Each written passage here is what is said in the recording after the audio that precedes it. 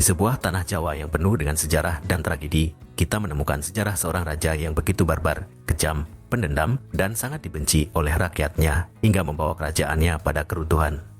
Seorang raja yang bahkan tidak disanjung oleh kitab-kitab Jawa manapun dalam sejarah. Raja yang dimaksud adalah Amangkurat I, seorang pangeran yang dilahirkan pada tahun 1619 dengan nama kecil Raden Mas Saidin.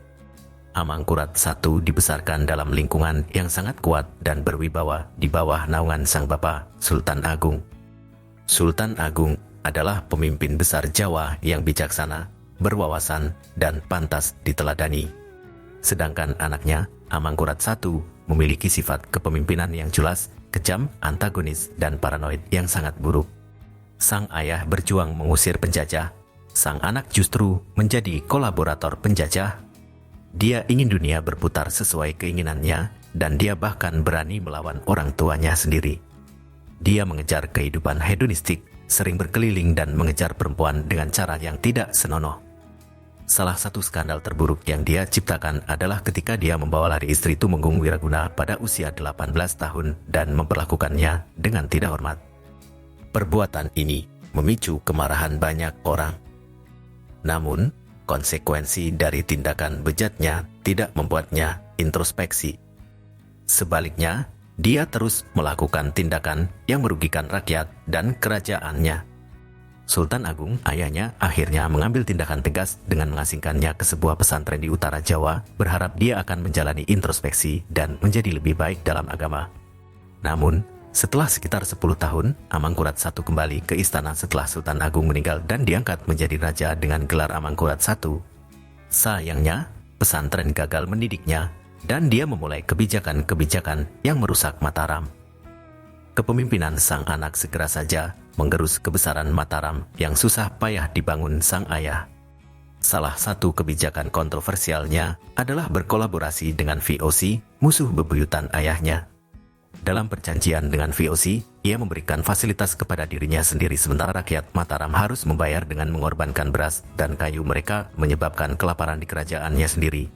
Amangkurat I juga membangun istana baru yang megah di Pleret, menggerakkan 300.000 orang untuk bekerja di sana, dengan kejam memaksa rakyat untuk kerja paksa, bahkan hingga mati. Ia menjadi semakin paranoid terhadap pejabat-pejabat di sekitarnya, dan melakukan pembantaian terhadap 6.000 ulama-ulama dan kiai-kiai yang dia curigai pro terhadap adiknya sendiri, yaitu Pangeran Alit.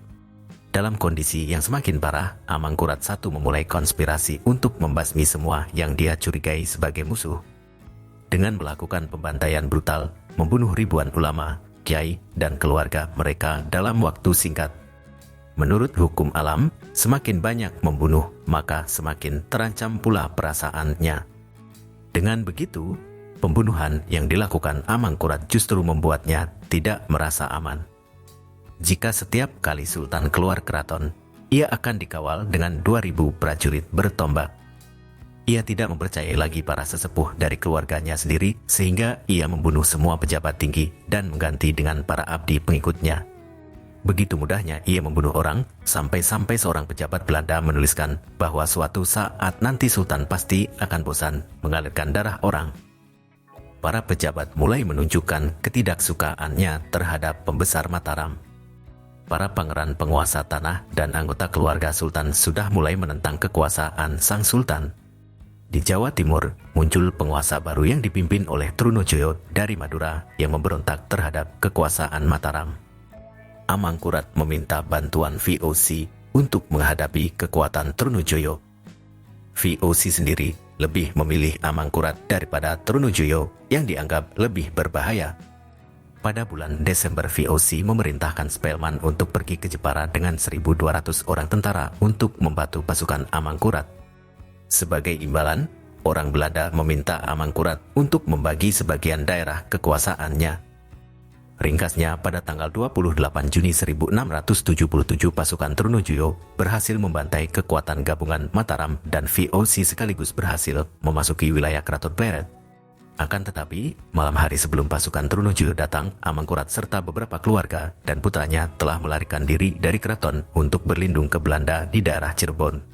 Pada tanggal 13 Juli 1677 di desa Wanayasa, Banyumas, Amangkurat jatuh sakit dan meninggal dalam usaha pelarian tersebut. Secara tragis, ia dirampok oleh penduduk setempat yang tidak mengenali rajanya tersebut. Sejumlah besar perhiasan dan harta istana yang dibawanya lari pun berpindah tangan. Amangkurat berwasiat untuk dimakamkan di Tegal dekat dengan makam gurunya. Karena tanah di daerah Tegal berbau harum, maka desa tersebut dinamakan dengan Desa Tegalwangi atau Tegalarum. Menurut Clive Day, kebanyakan penguasa Jawa adalah seorang monster nyata yang sangat tergila-gila kepada kekuasaan dan kekuatan posisi mereka. Seperti halnya Amangkurat, yaitu penerus Sultan Agung yang membunuh 20.000 orang bahkan lebih, siapapun yang dicurigai Amangkurat akan ditebas habis dengan tangannya sendiri. Menurut orang Belanda, mereka memperlakukan orang Indonesia lebih baik daripada leluhur mereka sendiri memperlakukan mereka. Amangkurat menjadi contoh seorang penguasa pribumi yang sangat kejam terhadap penduduk pribumi itu sendiri.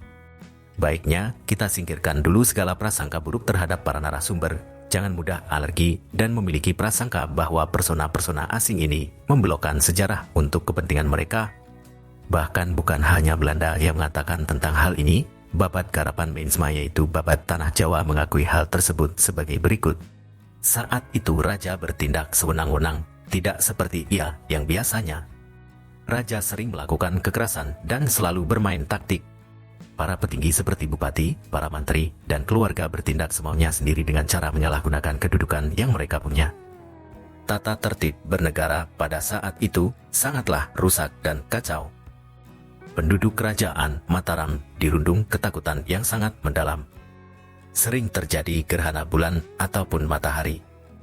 Hujan menyalahi musim yang seharusnya, dan bintang berekor terlihat setiap malam.